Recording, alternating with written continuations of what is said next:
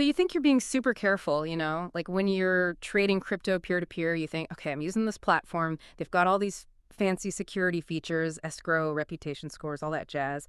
It makes you feel safe, right? Like I'm protected. Nothing bad can happen here. Right, you're lulled into this sense of security. But as we're going to unpack today, that feeling of safety, that very trust, can sometimes be the thing that scammers exploit. It's like a vulnerability they can weaponize. Exactly. And that's precisely what we're diving into today. A very real, very cautionary tale. It's all laid out in this article, super detailed, by Dr. Puyan Gamori. He's a Swiss economist. And it's about this incident on Binance, the P2P platform. This guy, a seasoned crypto trader, been doing it for ages, ends up losing a boatload of money, like 12 grand in Bitcoin. $12,000. Poof. Gone. Gone, yeah.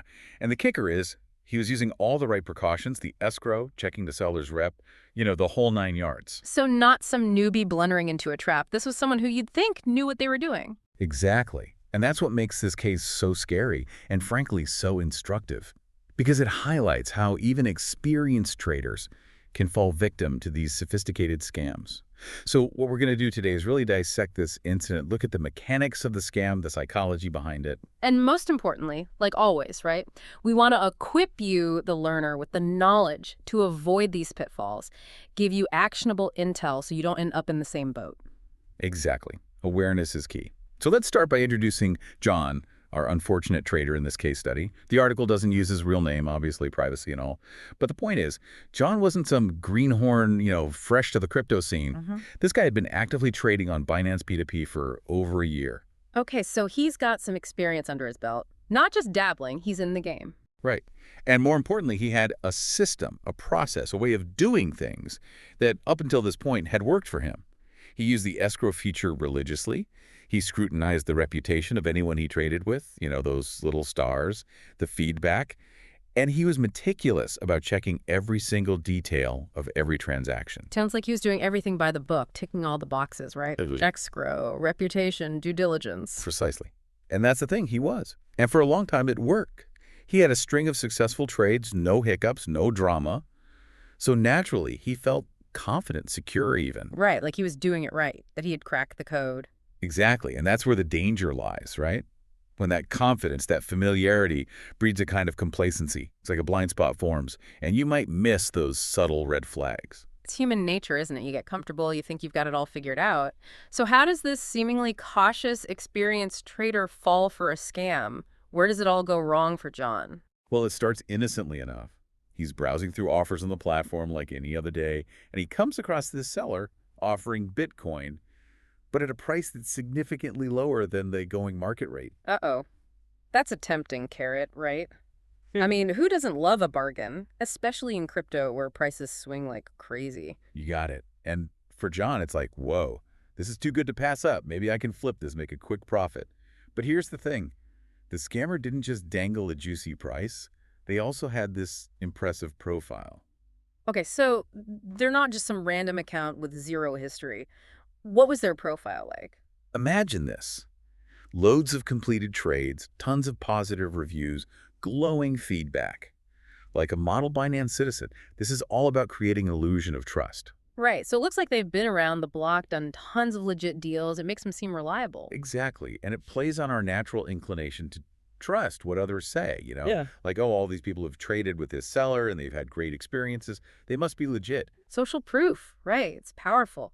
So John sees this great price, seemingly trustworthy seller. What pushes him over the edge? Why does he go for it? Well, it's the combination of factors, right? The discounted price is a big draw, of course. And then there's that perceived trustworthiness, the social proof from the reviews, that gives him that extra nudge. And of course, he's thinking, I'm protected by escrow anyway. What could go wrong? So he feels like he's covered, that the system has his back. Right. So he takes the bait, initiates the trade, and follows the usual procedure. Transfers the agreed-upon amount of fiat currency, dollars, euros, whatever, to the seller's bank account. And he's thinking, all right, now we wait. The Bitcoin is safely locked in escrow until the seller confirms they got my payment. So far, so good. Textbook P2P trading. Where does the wrench get thrown into the works? The moment of truth comes shortly after John completes the bank transfer. He gets this message from the seller, and it's like a punch to the gut. The seller claims they haven't received the payment. Wait, hold on. Didn't John just send it? He has confirmation from his bank, right? Exactly. He's got the receipt, the proof that the money left his account. So naturally, he's like, no, I sent it. Here's the screenshot of the transaction. He's thinking there must be some delay or glitch, right? Right. But the seller doesn't budge. They stick to their story. Nope, haven't gotten it. Money's still pending. And then they start ratcheting up the pressure. Look, if this doesn't clear soon, I'm going to have to cancel the trade.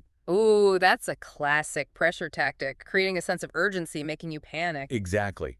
And John, despite his experience, starts to feel that anxiety. He's thinking, oh, no, maybe there really is a problem with the bank. What if I lose this deal, this awesome discount?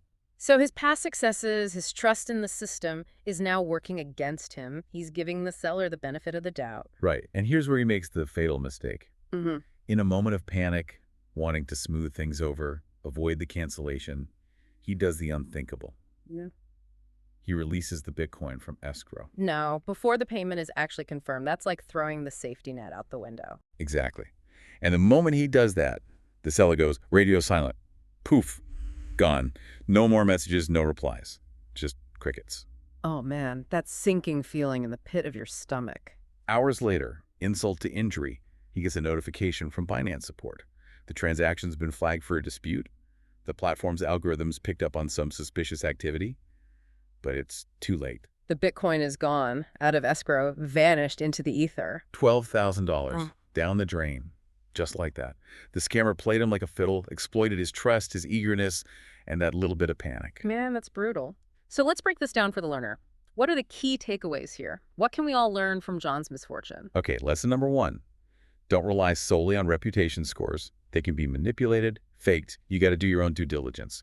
Check the seller's history, look for any inconsistencies, anything that seems too perfect. Don't just blindly trust those little stars. Dig a little deeper. Exactly. Number 2, never, ever rush a transaction, no matter how tempting the deal. Scammers thrive on that urgency. They want you to make a hasty decision, bypass those security checks. So slow down, take a breath, verify everything. No deal is worth losing your crypto over. You got it. And here's a big one, number 3.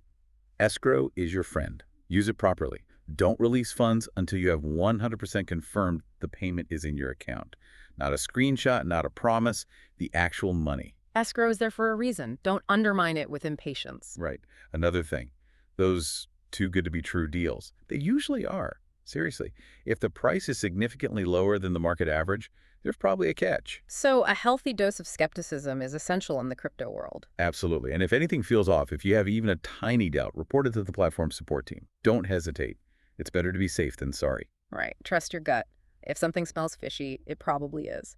So in essence, P2P trading can be a great option, but it comes with inherent risks. You got to be vigilant, cautious, and always, always double check everything. That's the bottom line. John's story is a harsh reminder that even experienced traders can fall victim to these scams. So always be on your guard, use common sense, and don't let complacency or the lure of a quick buck cloud your judgment. Wise words. So the learner, remember, stay informed, stay vigilant, and stay safe in the wild west of crypto. And that brings us to a final thought. John's experience was on Binance, right? But this isn't a Binance-specific issue. These scams can happen on any platform. Exactly. So the bigger question is, how do we create a more resilient ecosystem, a culture of vigilance that goes beyond any single platform? Right. How do we as individuals and as a community foster greater trust and accountability in this decentralized world? It's a challenge, but it's one worth tackling. Food for thought, folks.